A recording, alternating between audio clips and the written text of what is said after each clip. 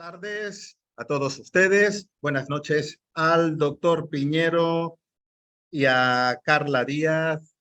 Doctor Piñero desde España y Carla Díaz desde Chile. El doctor Piñero es realmente una auténtica eminencia en el campo del estudio del cristianismo primitivo. Es uno de los autores a nivel internacional más influyentes y para mí es verdaderamente un auténtico honor tenerlo aquí presente conmigo y le agradezco mucho. El doctor Piñero está licenciado en Filosofía Pura por la Universidad Complutense de Madrid, en Filología Clásica por la Universidad de Salamanca, en Filología Bíblica Trilingüe. Él también es autor de numerosísimos libros, como Aproximación al Jesús Histórico, El Nuevo Testamento, Introducción de los Primeros Escritos Cristianos, El Otro Jesús, Vida de Jesús según los Evangelios Apócrifos, Guía para entender a Pablo de Tarso, Apócrifos del Antiguo y Nuevo Testamento, Jesús y las mujeres, Guía para entender al Nuevo Testamento, Jesús de Nazaret, el hombre de las 100 caras, Año 1, Israel y su mundo cuando nació Jesús, Los cristianismos derrotados. De hecho, este lo tengo yo en casa, lo quería traer hoy, pero entre los nervios me aseguré que no faltara nada, el cable, la compu, todo, y me olvidé del libro.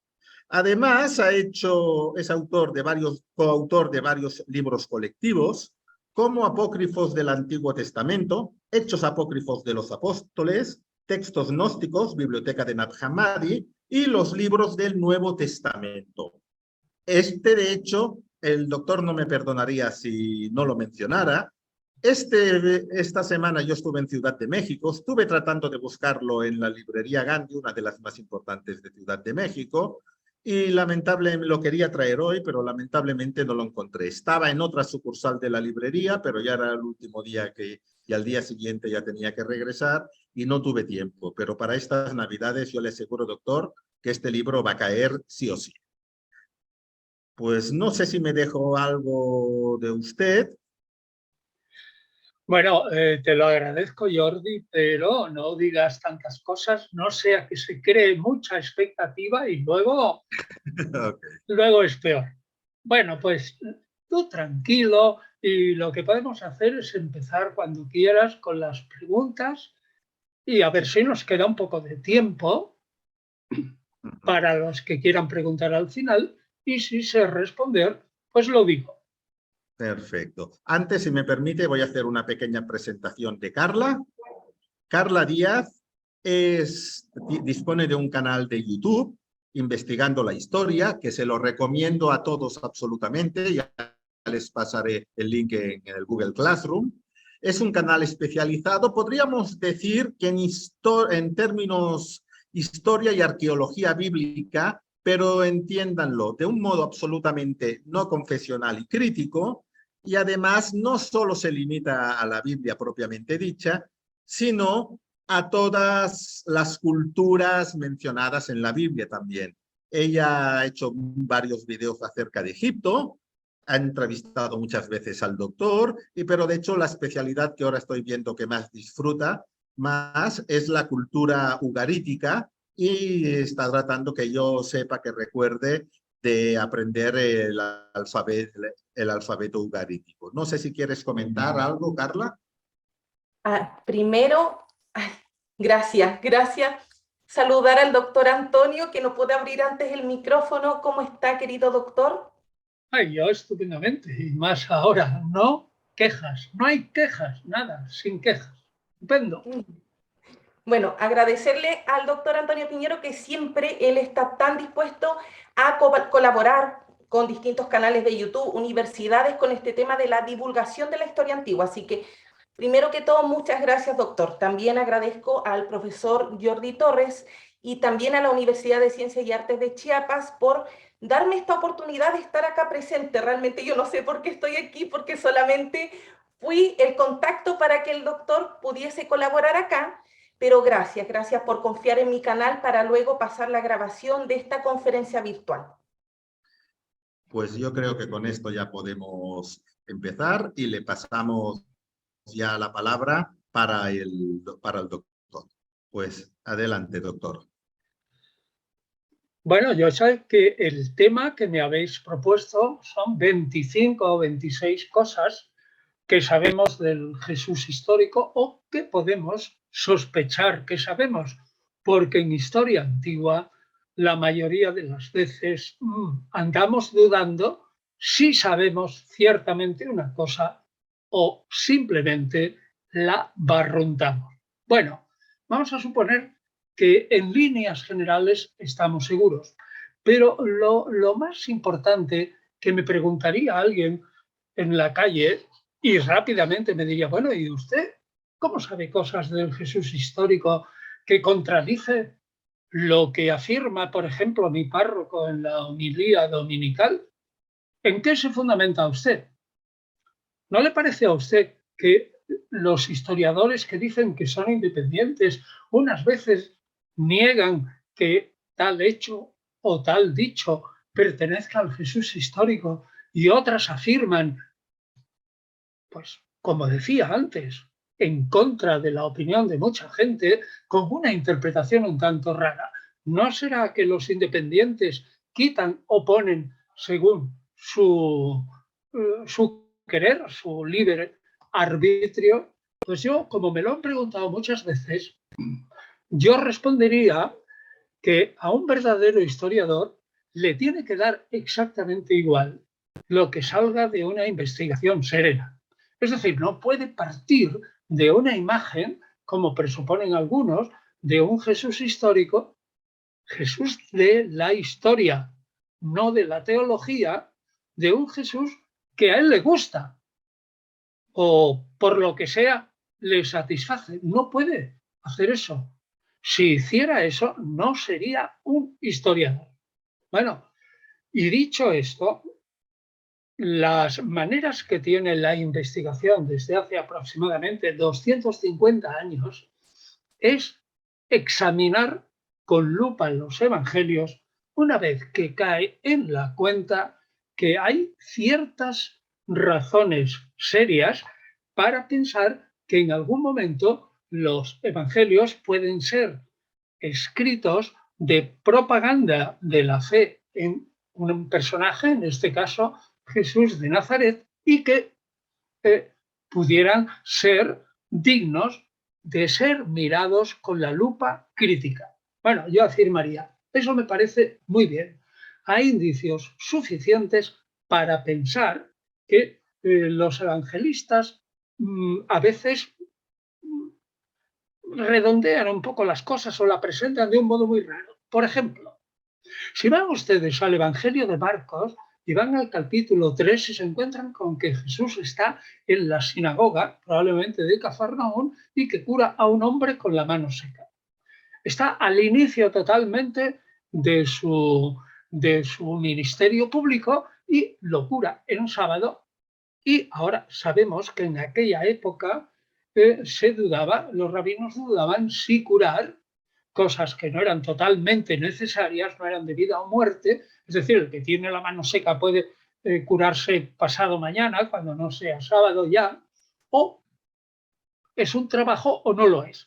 Y entonces lo que dice es que Jesús lo cura y que inmediatamente los fariseos que están en Cafarnaún, habían venido nada menos que de Jerusalén a Cafarnaún, se unen con sus enemigos, los herodianos, para matar a Jesús.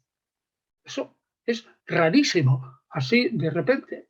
Del mismo modo que si ustedes van al capítulo 23 del Evangelio de Mateo, caerán en la cuenta que el odio, quizás es dura esta palabra, ¿no?, que le tienen los fariseos a Jesús es enorme.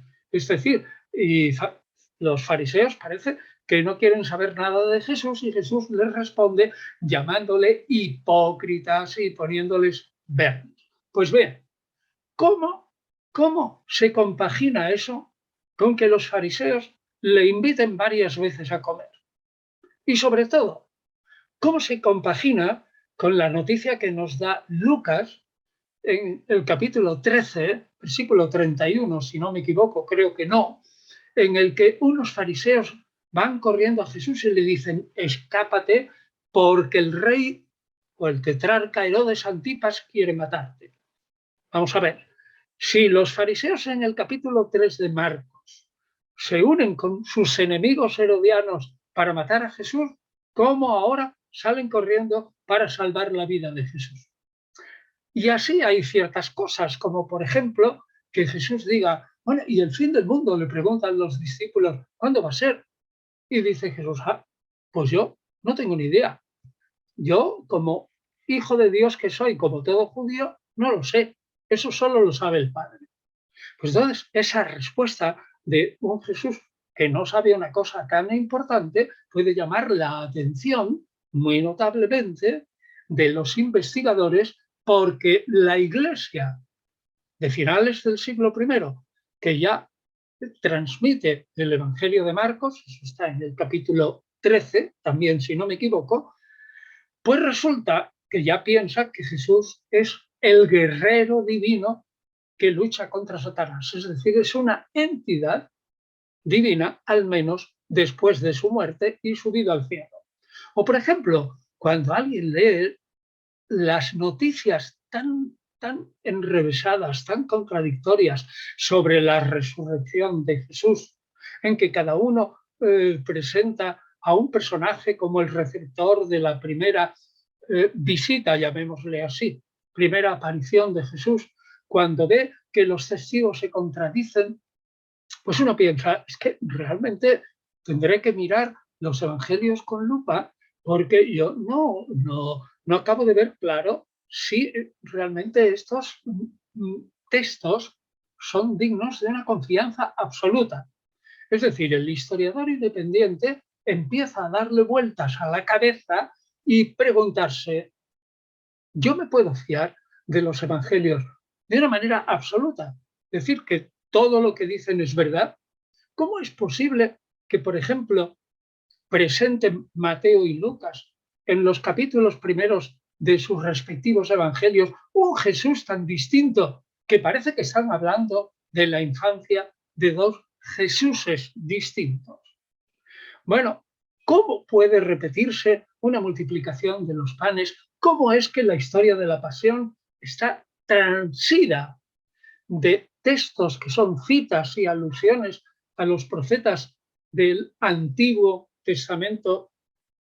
Y piensa el investigador, ¿no será que el cumplimiento de las profecías pueden haber motivado para que el Evangelio presente el prendimiento y la muerte de Jesús de una manera determinada y que así se cumplan las profecías? ¿O por qué aparecen dos relatos de la muerte de Judas?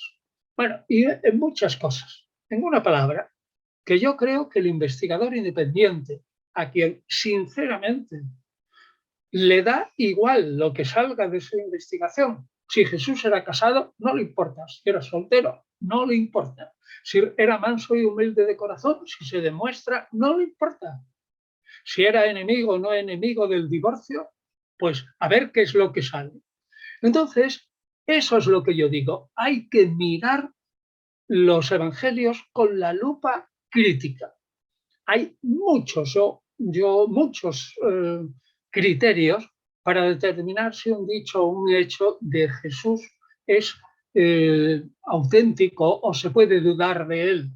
Pero yo diría que entre los 10 criterios que he comentado brevemente en el libro Aproximación al Jesús histórico, yo me fijaría, por ejemplo, en algunos hechos que no se pueden discutir como falsos, es decir, que son auténticos. Por ejemplo, el bautismo de Jesús. Observamos que en los evangelios el bautismo de Jesús, que en Marcos es brevísimo, un par de versículos, sin embargo en Mateo ya hay una dificultad enorme, porque la iglesia de Mateo piensa, bueno, vamos a ver si Jesús era un personaje sin pecado, ¿para qué va a bautizarse para remisión de los pecados? Y presenta a Juan Bautista, pues diciéndole a Jesús, quieto, que yo no puedo bautizarte. Yo soy el que tiene que ser bautizado por ti. Yo no soy digno ni de desatar la correa de tus sandalias. Eso quiere decir que el bautismo de Jesús produjo un dolor de cabeza notable a la iglesia primitiva, en el sentido de que o era un hombre pecador o estaba haciendo teatro. Bueno, y otras cosas más que yo he dicho muchas veces en mi vida que me llevan a pensar que, poniendo la lupa de la crítica en los evangelios, como cualquier otra obra de la literatura griega, los evangelios, como todo el Nuevo Testamento, está escrito en griego, no en arameo, resulta que podemos sacar una serie de conclusiones que nos llevan a la manera de pensar de Jesús, qué dichos son auténticos, qué acciones pueden considerarse auténtico o no. Bueno, pues entonces yo diría que hay un cierto consenso que se va abriendo entre los investigadores, y lo curioso que los investigadores confesionales, como yo digo, lo que están sujetos a una confesión de fe, ya sea protestante o evangélica, como quieras llamarla, o católica o ortodoxa, tienen unas líneas rojas que no pueden traspasar, pues poco a poco se va llegando a la conclusión de que existe un cierto consenso. Por ejemplo, que Jesús es un judío de carta cabal, que jamás quebrantó la ley judía y que es un judío que no quiso fundar una religión nueva. Ahora bien, otra cosa es que se afirma que Jesús, que Jesús es un judío, estrictamente judío, y otra cosa es que se obtengan las consecuencias. Es, por ejemplo, esto que he dicho ahora, que Jesús no pudo fundar una religión nueva si era estrictamente judío, si era un piadoso judío, si seguía las normas de su religión, pues eso lo admiten o no lo admiten algunos historiadores confesionales. Los independientes normalmente sacamos las consecuencias porque, repito, a un buen historiador le tiene que dar igual cuál es el resultado de su investigación.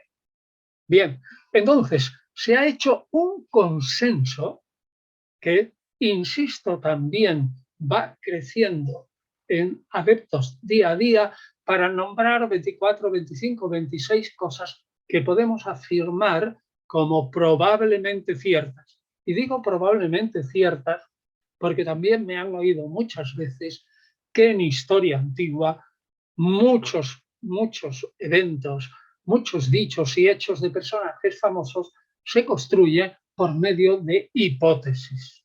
Hipótesis serenas, tranquilas, plausibles, no imposibles, pero que son hipótesis. Y una hipótesis nunca es una certeza. Y entonces el historiador debe ser modesto y decir, bueno, pues me parece que estas son las 24 o 25 cosas que sabemos de Jesús. Primero, que nació durante el reinado del emperador Augusto, probablemente antes del comienzo de la era cristiana, porque nació en la época de Herodes el Grande y nosotros sabemos que este murió 4 años antes de que se iniciara la era cristiana. Es decir, como yo he dicho algunas veces, poco en plan de broma, pero que es verdad, Jesús nació antes de Cristo, es decir, unos años antes. Segundo, podemos decir que Jesús creció en Nazaret de Galilea. El nacimiento en Belén estrictamente está testimoniado por Mateo y por Lucas, pero hay otros dos evangelistas, Marcos y Juan, que no dicen nada y que dan a entender que prácticamente su patria era Nazaret. Y también los historiadores no confesionales dicen, ¿no será que el nacimiento en Belén ha sido una atribución a Jesús?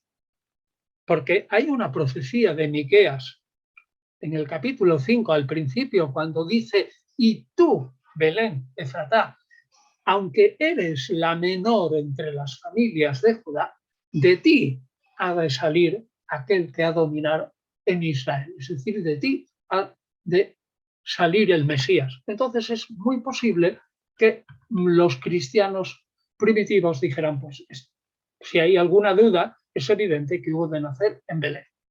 Tercera cosa, Jesús pertenece a una familia numerosa, es decir, Jesús tiene hermanos, y lo confirma tanto el capítulo 6 de Marcos 6:3 como Mateo, capítulo 10, si no me equivoco, cuando dice Marcos, ¿no es este el carpintero, el hijo de María?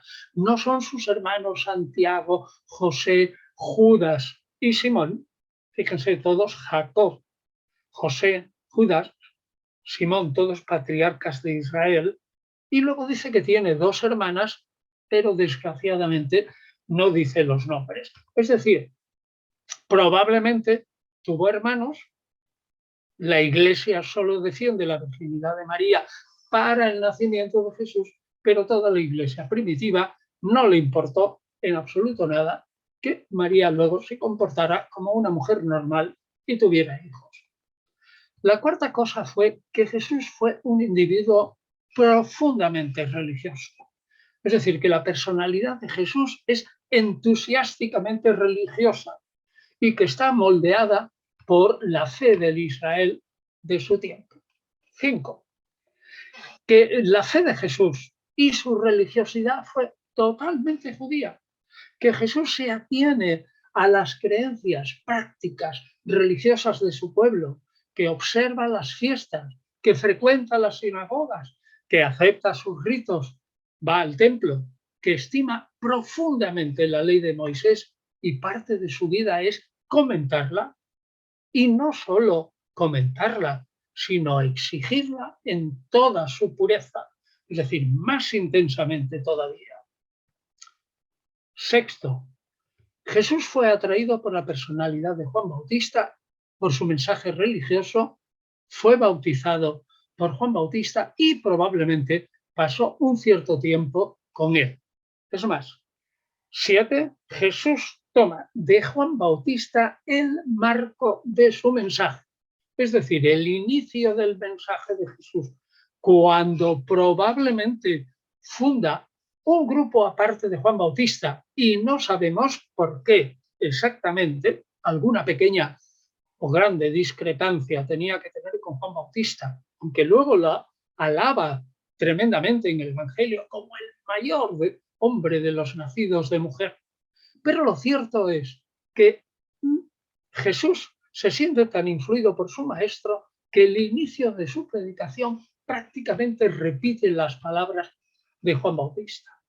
Luego, 8 u 8, Jesús reunió a un grupo de discípulos cuyo núcleo estuvo compuesto de 12. Probablemente esos 12 representa a las 12 tribus de Israel, lo cual hace de Jesús un representante de una teología de la restauración de Israel.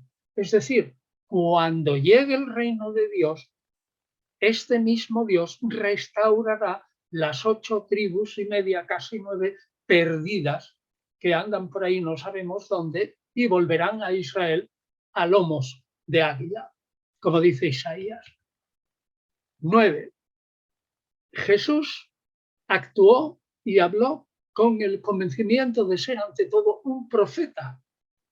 Hay un montón de investigadores que dudan si Jesús se presentó como Mesías al final de su vida. Yo soy de los que lo defienden, que tuvo pretensiones reales, pero de lo que nadie duda fue que Jesús fue un profeta, y un profeta apocalíptico, que se pensó que se le había revelado por Dios, eso es el Apocalipsis, la revelación, se le había desvelado cómo iban a ser pronto los momentos finales del mundo y cómo vendría inmediatamente el reino de Dios en el marco de la alianza de Dios con su pueblo. 10. Fue un gran predicador, un hombre intenso, comunicador, con un lenguaje directo, accesible al pueblo, un poco exagerado, hiperbólico, ¿eh? Es decir, que te corten una pierna y un brazo, si así puedes ir al reino de los cielos, arráncate un ojo, si es que así ya evitas una ocasión de pecar. Es decir, era un hombre un poco exagerado, pero eso es propio de la retórica. Las parábolas de Jesús son fantásticas. Es de lo mejor de la literatura judía del siglo I. De tal modo que se ganó el nombre de Rab. Rab es grande en hebreo y rabino es el individuo que es un maestro, el grande. 11. El núcleo de la predicación de Jesús fue el reino de Dios. Eso está testimoniado por todas partes. Pero, atención aquí, un reino de Dios que nunca explica. Y si no lo explica nunca, es que el reino de Dios, según Jesús, era exactamente o tenía la misma concepción que sus oyentes. ¿Y cuál era la concepción? Pues lo que se había formado a base de la lectura de la ley y de la historia de Israel.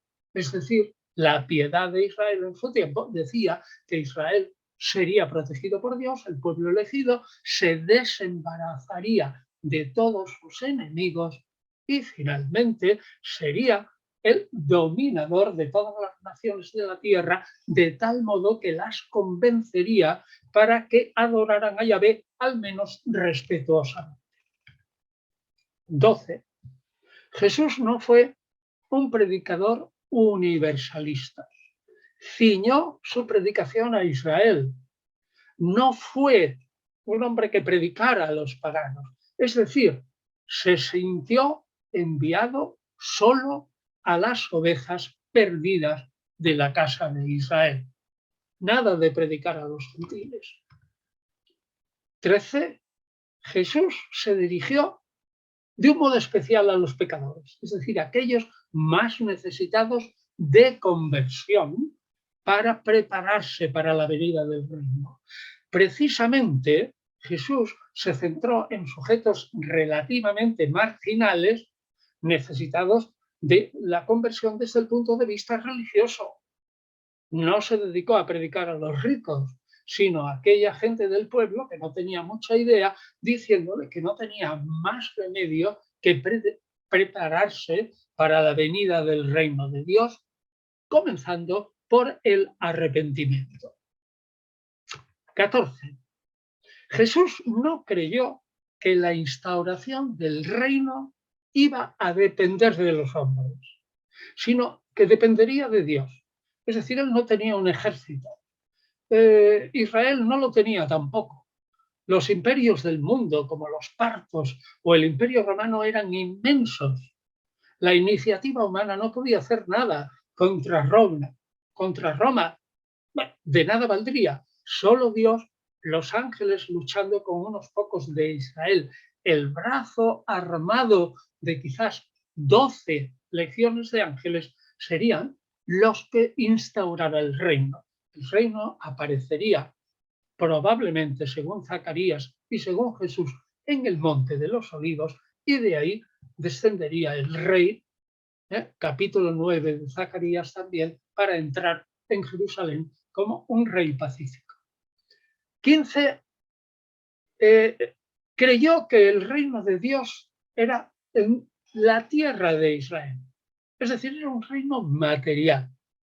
No era un reino en el corazón solo, un reino interior, un reino espiritual. No, su reino era aquí, en mi tierra, en Israel, con consecuencias materiales y naturalmente políticas. Como diremos luego, imagínense lo que piensa Poncio Pilato de un individuo que dice que el único Dios de Israel no es Tiberio, sino Yahvé. Bueno, ya lo imaginan, vamos.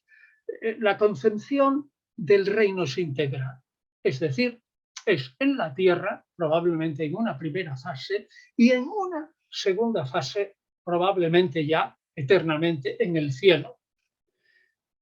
Jesús probabilísimamente no fue un Galileo armado, no instigó una revolución, pero al decir que el reino de Dios se implantaría en Israel y que su única constitución no sería la ley del imperio, sino la ley de Moisés, estaba negando la esencia profunda del imperio. En este reino de Dios no tendrían cabida ni pecadores, ni judíos no convertidos, y desde luego los paganos que no, de algún modo, se hicieran algo judíos. En fin, no creo que esto tengo que insistirlo. Yo no pienso que Jesús instigará nunca un levantamiento armado, porque es que creo que era lo suficientemente inteligente para darse cuenta que eso no tenía porvenir ninguno. 16. Jesús anunció que el reino vendría inmediatamente, es decir, a lo largo de una generación, que había gente que no se moriría sin ver la venida del reino. No parece que Jesús pusiera un plazo determinado, o sea, que estableciera, pues será en tal fecha o no sé cuánto, o más o menos, nada de eso. Lo que sí esperó es que habría de llegar en un futuro. Fíjense lo que digo, en un futuro. El reino de Dios no es un reino ya presente, porque el demonio no ha sido, el diablo no ha sido totalmente destruido, ni han sido aniquilados los enemigos de Israel. Ahora bien, sí se expresó como si los albores, los inicios de ese reino estuvieran ya presentes con su presencia. Es decir, son los albores. Y algunas veces yo he puesto el siguiente ejemplo. Vemos el cielo absolutamente negro, ráfagas, tormentas, algún rayo en la lejanía y decimos, ya está aquí la tormenta, pero a lo mejor viene dentro de 3 o 4 horas. Y sin embargo hemos empleado el presente de indicativo, ya está aquí la tormenta.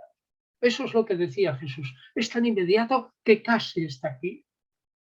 Es decir, la gente es fácil, número 17, que se confunda esa intensidad de la espera en un reino inmediato, en la que, sobre todo en Lucas, se pudiera sacar la opinión de que Jesús dijo que el reino había empezado ya.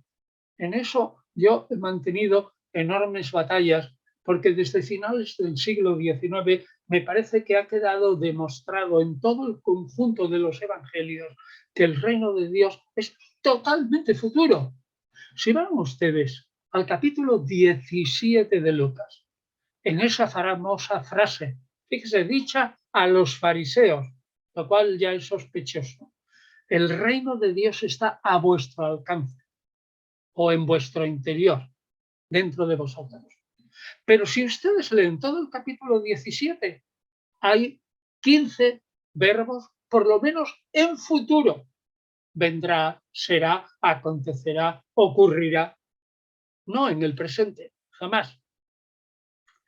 Bueno, en fin, de todas maneras eso ha causado bastante contradicción en la gente que establece, finalmente, dicen que con mucha autoridad, yo no la veo, que el reino de Dios ya había llegado con Jesús. Y he dicho también muchas veces que el inventor, así claramente, el inventor de esa idea del reino de Dios presente, a mí me parece que es Lucas. Y fíjense, si yo digo que el reino de Dios está aquí ya presente y que su ejecución puede tardar 5.000 años en el futuro, por mucho que se retrase la segunda venida del Mesías a la tierra para cumplir con su misión, instalar el reino de Dios, no hay problema ninguno. El problema del retraso de esa segunda venida desaparece. Si el reino de Dios ya está presente, pero en el futuro se conseguirá. Bueno, yo creo que es una idea un poco aventurada, pero que me parece interesante. Otra cosa, Jesús no es el predicador número 18, solamente de la bondad de Dios Padre, Abba, Padre. Es también predicador de un Dios justiciero con aquel que no reciba el mensaje de Jesús, como ocurre con las ciudades de Cafarnaúm o Betsaida o Corazín en el capítulo 10 de Lucas. Jesús les dice: no habéis querido escuchar mi mensaje, no habéis atendido a mis hechos prodigiosos. Os aseguro que en el juicio se os va a tratar peor, Dios os tratará peor que a Sodoma y a Gomorra. Fíjense, el 40% del Evangelio de Mateo son amenazas o habla del juicio divino. O sea, que Jesús no es un predicador solo amable y estupendo que se le contrapone con Juan Bautista, o un predicador austero. No, no, no. Jesús es un predicador de la bondad de Dios. Sí, ciertamente.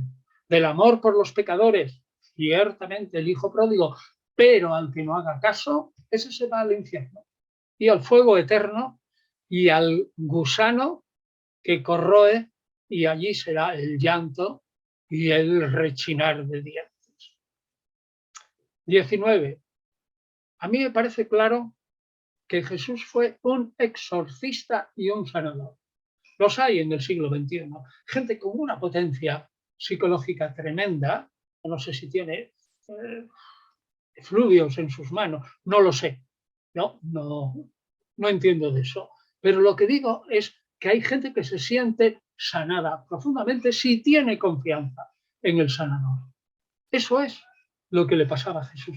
Era un hombre potentísimo y por lo tanto sanaba, curaba y echaba a los demonios.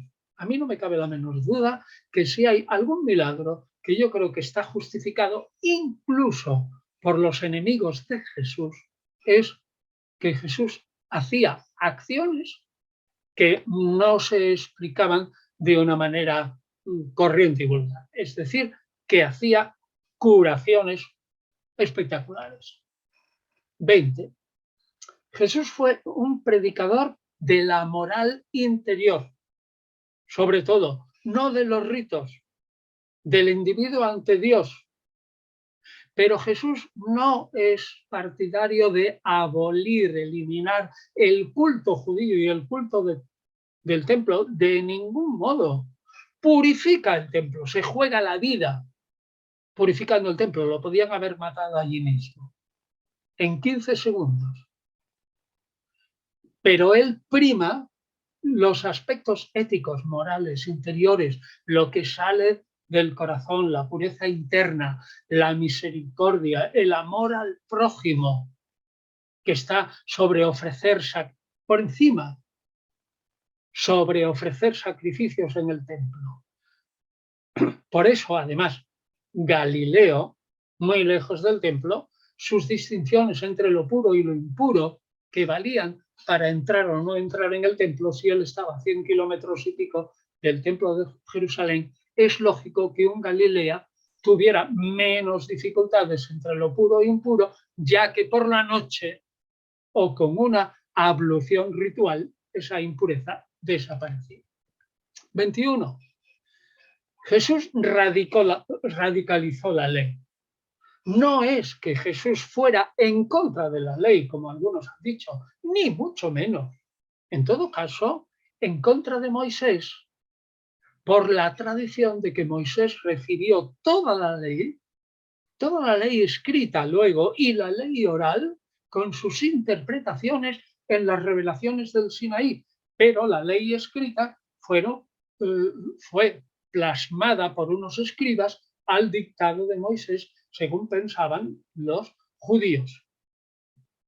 Pero Jesús ataca a veces a Moisés, no a Dios, y le dice a Moisés: ¿cómo permites el divorcio?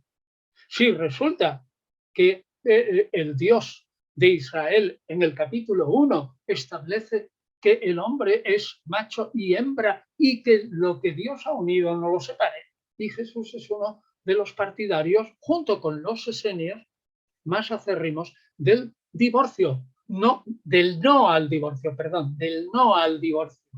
Es partidario en todo caso de la separación, eso sí, pero no de casarse otra vez.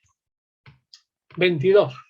Jesús mantuvo grandes polémicas, como era usual entre los fariseos, que se peleaban entre sí discutiendo sobre la ley, pero que no llegaba la sangre al río.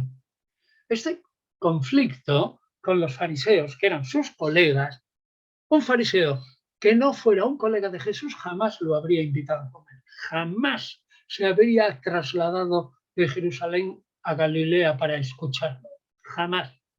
Luego el marco, la teología de Jesús, es una teología farisea fundamentalmente y una teología con algunos aspectos de dureza esenia, sobre todo en el cumplimiento de la ley. Es decir, los conflictos que pudo tener Jesús con los fariseos fueron los mismos que otros contemporáneos que, repito, no llegaba la sangre al río, pero que más tarde a los cristianos de los años 80, cuando Mateo, por ejemplo, escribe su evangelio, les interesa resaltar y radicalizar, ya que ellos, judeocristianos, se peleaban contra otros judíos, llamémosle normales, en que ellos creían que Jesús ya había venido, era el Mesías, y los judíos normales decían que era un hombre fracasado en la cruz y que por lo tanto no era el Mesías. Entonces, Mateo tuvo interés en decir, ¿veis? Estas discusiones que nosotros tenemos ya las tenía Jesús con sus colegas fariseos y los aumenta.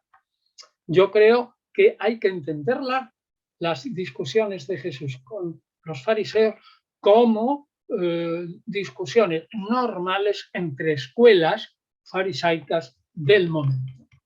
23.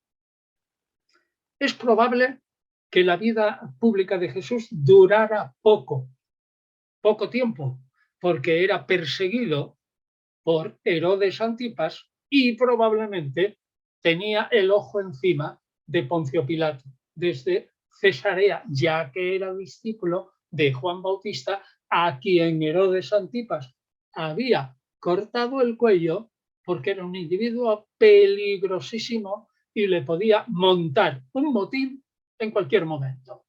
O sea que lo normal es que si hay que escoger entre 3 Pascuas, Evangelio de Juan, o una Pascua, Marcos, Mateo y Lucas, yo soy de los que escogen Marcos, Mateo y Lucas, una Pascua, y es más, pienso que el ministerio de Jesús, siempre huyendo de Herodes Antipas, y por eso se escapa a Fenicia, a Cesarea de Filipo, a la Decápolis, se iba al extranjero. Yo creo que no pudo durar mucho porque el Herodes Antipas tendría muchísimo interés en liquidarlo, igual que liquidó a su maestro. 24. Podemos decir que Jesús protagonizó un incidente en el templo, pero que no sabemos cómo fue.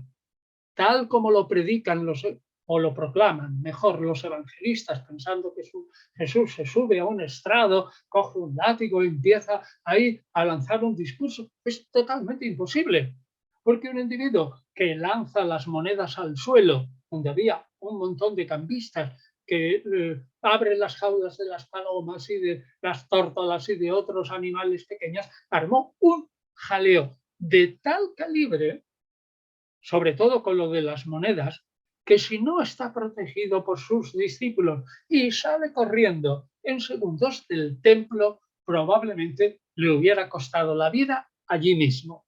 Es decir, Jesús nunca quiso abolir, ya lo he dicho, el culto al templo, nunca. Y por eso intentó purificarlo, intentó que la gente no pasara viniendo desde el templo, desde el Monte de los Olivos, que entrara por una puerta del templo, se metiera por el patio de los gentiles llevando cacharros profanos y saliera por la otra puerta para evitarse un rodeo y rodear el templo, además que estaba en un alto. Jesús no quería de ningún modo que el templo fuera una cueva de ladrones, es decir, jamás abolió el templo. 25. Jesús fue prendido y fue decidida su ejecución por motivos de índole no estrictamente religiosa, sino sobre todo sociopolítica. Es decir, Jesús fue prendido, juzgado y aniquilado en la cruz por una ley romana y por una autoridad romana.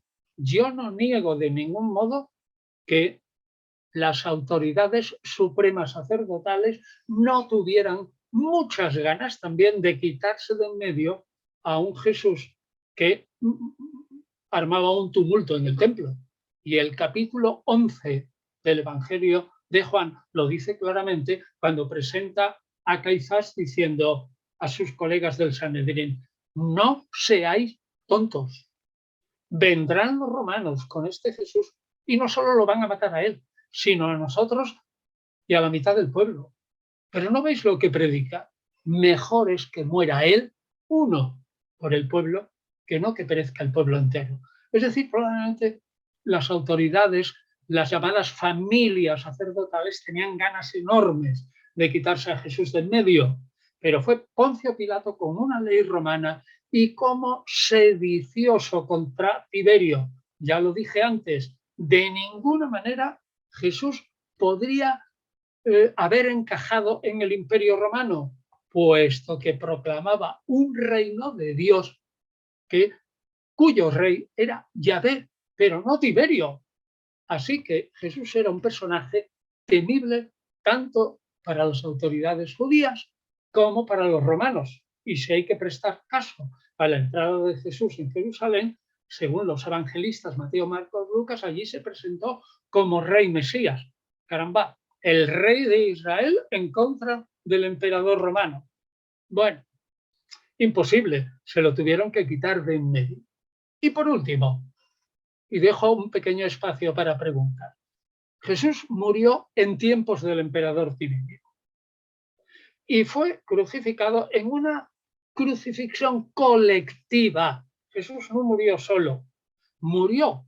Esto es una hipótesis plausible, pero no es certeza, probablemente con dos correligionarios a los que pescaron en el Monte de los Olivos y que serían uno de los acérrimos defensores de Jesús, y los crucificaron a los tres antes de la Pascua para enseñar a los judíos que aquel que se declarara bandido, es decir, bandido quiere decir pues partisano, es decir, un individuo que lucha contra el Estado presente. Jesús murió como un sedicioso antirromano y la muerte agravada en cruz estaba reservada o bien para esclavos huidos o para quien hubiera cometido crímenes enormes o bien para recalcitrantes y rebeldes políticos contra el imperio. Bueno, esto es lo que yo opino en 26 puntos. Ya sé que muchas de estas afirmaciones mías, dichas voluntariamente a toda velocidad, porque si no, no hay tiempo para preguntas, pero que en fin, que ustedes pueden oír si esto se publica en internet, o sea, se sube a la red, ya sé que habrá mucha gente que diga, este señor no sé de dónde se saca estas cosas. Bueno, pues yo lo acepto porque eso me ha pasado toda la vida desde hace 30 años, aunque lo único que he hecho ha sido investigar los evangelios con el menor prejuicio posible, dándome igual, repito, lo que saliera de eso. Es decir, me da lo mismo. Bueno, muchas gracias por su paciencia, por aguantar esta rápida charla y si hay algunas preguntas, pues me lo cuentan. Muchas gracias, doctor Piñero. Me siento honrado por su visita, su participación. Y una cosa que tal vez habría tenido que avisar a mis alumnos antes, que tiene que ver con lo último que ha dicho, es no se tomen la intervención del doctor Piñero ni todo eso como un ataque contra contra la fe de nadie. Al contrario, el doctor Piñero muchas veces ha comentado que tiene muchos amigos con los que se va a comer con ellos, algunos son religiosos y discuten, no están de acuerdo, pero lo hacen desde el respeto. Lo que él hace es un análisis histórico y filológico. Y dentro de la historia no tiene lugar lo sobrenatural. No porque no haya existido, eso ya es un tema de la fe de cada uno, si creen lo sobrenatural o no. Sencillamente, en la historia queda fuera de nuestro ámbito de estudio. Solo para eso, que nadie se lo tome como un ataque. Yo le felicito, doctor. Ha sido una charla muy instructiva. Ahora pasaremos a las preguntas de mis alumnos de primer semestre de la licenciatura de Historia de la UNICACH. Jordi, me parece que vas a tener que abrir tú el juego. Ok, pues voy a comenzar yo con una de las preguntas que seguramente le han hecho muchas veces sobre el tema de Nazaret.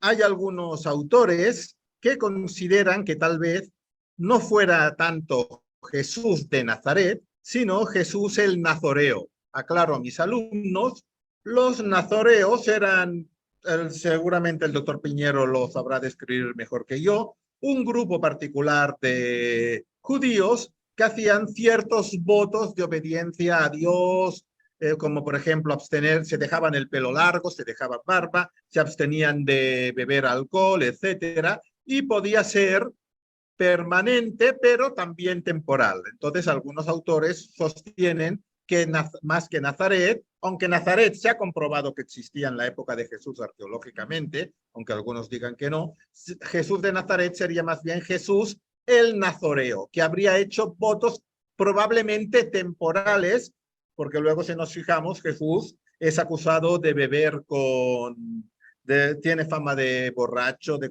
estar con bebedores, con pecadores, etcétera, que no encajaría si aún fuera nazoreo en ese momento. ¿Qué opina usted, doctor? Pues opino que es muy probable y que Jesús el Nazoreo bastaba con que hubiera sido un nazir muy llamativo durante una época de su vida. Normalmente será nazir una o dos veces en la vida, no más. Pero ya bastaba para que Jesús fuera un hombre eminentemente religioso y que fuera considerado el nazoreo. Sin duda alguna, a mí me parece bastante claro, sobre todo teniendo en cuenta que las palabras nazir, esa Z castellana, S en la América hispanoparlante, ¿no? Pues esa Z de Nazaret y esa Z de Nazir corresponden a dos consonantes distintas en hebreo que los judíos no confunden nunca. Y más que Jesús de Nazaret pudo ser Jesús el Nazoreo con esa Z Zayin distinta a la de Nazaret. Bien, yo diría, a mí esa hipótesis me gusta. Y que era el santo de Dios, parece que en el capítulo 1 de Marcos, ¿no? Es el capítulo 1, ¿no? Cuando se encuentra con un endemoniado y le dice, bueno, pero ¿qué hay entre tú y yo, Jesús? El santo de Dios. Probablemente el pueblo le llamaba el santo de Dios, según Marcos. Eso es un pequeño detalle. Eso encaja muy bien con esta hipótesis de que Jesús fuera un nazoreo, no uno de Nazaret. Okay. Muchas gracias. Y una segunda pregunta. También he escuchado, esto no con tanta frecuencia, pero sí me llamó la atención una vez que lo escuché, de algún autor, ahora no recuerdo quién, que proponía lo que antes habló de que no estaba claro por qué se había separado del grupo de Juan Bautista. Había alguien que proponía de que tal vez fue el arresto de Juan por parte de Herodes lo que motivó a Jesús y a algunos de los discípulos de Juan, porque creo recordar que algunos discípulos de Jesús provenían del grupo de Juan para seguir el mensaje de Juan en ausencia del maestro. Sí, es una hipótesis plausible, yo también lo he leído, y que en ese caso eso va un poco en contra del el capítulo 3 de Juan al final y el capítulo 4 al principio, en la que presenta a Jesús bautizando en competencia con Juan Bautista. Es claro, véanlo, el capítulo 3 al final, y Juan, aunque Juan dice, bueno, que no era Jesús quien bautizaba, sino sus discípulos. Bueno, me da igual, bautizar a Jesús o no. Juan presenta como coetáneos y concurrentes, es decir, haciéndose la competencia. Pero bueno, como el Evangelio de Juan es tan simbólico, tan poco histórico en algunas cosas y en otras tan histórico, ¿no? Pues entonces es posible la duda. Yo, la verdad, no tengo una respuesta definitiva ahí. Ya he dicho que yo no lo sé. No lo sé. Y la duda está en eso, en que Juan los presenta en competencia. Luego, si formó su propio grupo robándole Pedro y Andrés y alguno más, Felipe también, quitándole colegas a discípulos a Juan Bautista, pues la separación tuvo que ser un poco, al menos al principio, un poco molesta, ¿eh? Si es verdad lo que dice Juan. Ahora, si él cogió la antorcha una vez que Antipas liquidó al maestro, pues eso soluciona muchos problemas, pero tiene a Juan en contra. No sé, muchas gracias, doctor. ¿Alguien de ustedes tiene alguna otra pregunta? ¿Alguien que, porque veo a varios que están hablando entre sí y todo eso? Querido Jordi, que es muy catalán, ¿eh? Y Sí. su segundo apellido es muy catalán también, Exacto. Pues que ya son las 11. Ok. Y yo soy del género, lo he dicho en plan de broma muchas veces, gallináceo, de las gallinas Sí, que se acuestan pronto y se levantan muy prontito, que la del alba sería cuando se levantaba Don Quijote. Pues yo también, con el alba. Así que si no te parece mal, Jordi, lo dejamos. Sí, no, lo entiendo porque, de hecho, ya les comenté a ustedes, aquí son ahora las 4 de la tarde, pero en España ya son las 11 de la noche, ya bastante favor nos ha hecho. Yo despediría al doctor y si tienen alguna duda, yo también, digamos, no sé ni una décima parte de lo que sabe el doctor, pero puedo ayudar en responderles. Seguro que pues, sí. Muchísimas gracias, doctor. Le estoy muy agradecido.